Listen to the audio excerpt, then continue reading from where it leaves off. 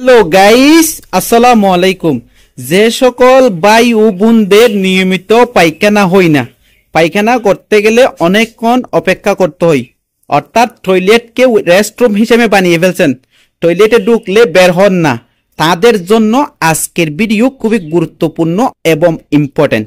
মনোযোগ দিয়ে ভিডিওটা দেখবেন, দেখার পর যদি ভালো লাগে লাইক, কমেন্ট, শেয়ার এবং সাবস্ক্রাইব করবেন।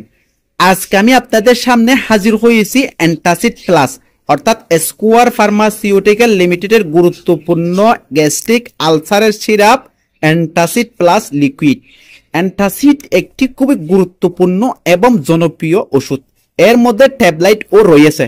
অ্যান্টাসিড প্লাস আপনারা কখন খাবেন, কি জন্য খাবেন, দিনে কয়বার খাবেন, খালি পেটে খাবেন নাকি বড়া পেটে খাবেন, সে সকল প্রশ্নের উত্তর আজকে পেয়ে যাবেন। অ্যান্টাসিড প্লাস সাধারণত আলসার এবং গ্যাস্ট্রিকের জন্য খেতে হয়। যে সকল পাই ও পুনদের বুকের জ্বালা পোড়া, তারপরে পায়খানা ক্লিয়ার হয় না, নিয়মিত পায়খানা হয় না, পায়খানা অনেক শক্ত, পায়খানা করতে গেলে অনেকক্ষণ সময় লাগে, পেটের উপরিভাগ বড়া বড়া, বমি বমি ভাব হয়, পায়খানা নিয়মিত হয় না, সে সকল ভাইয়েরা বোনেরা অ্যান্টাসিড প্লাস দৈনিক 3 বার করে খাবেন। অ্যান্টাসিড প্লাস কি খালি পেটে খাবেন নাকি বড়া পেটে খাবেন? নিয়ম হচ্ছে যে অ্যান্টাসিড প্লাস সিরাপ বড়া পেটে খাওয়া, অর্থাৎ খাওয়ার 1 থেকে 2 ঘন্টা পর খেতে হয়। কিভাবে খাবেন? অ্যান্টাসিড প্লাস সিরাপ খাওয়ার নিয়ম হলো আধা গ্লাস পানি নেবেন, আধা গ্লাস পানির মধ্যে এখান থেকে এই কাঁকটা নিয়ে 3 থেকে 4 কাঁক দিবেন, পানি চামচ দিয়ে গুড়ে পানি গুলে খাবেন বড়া পেটে। দেখবেন 1 থেকে আধা ঘন্টার মধ্যে আপনার এই ওষুধটা খুবই কার্যকর ভূমিকা পালন করবে আপনার পেটের মধ্যে।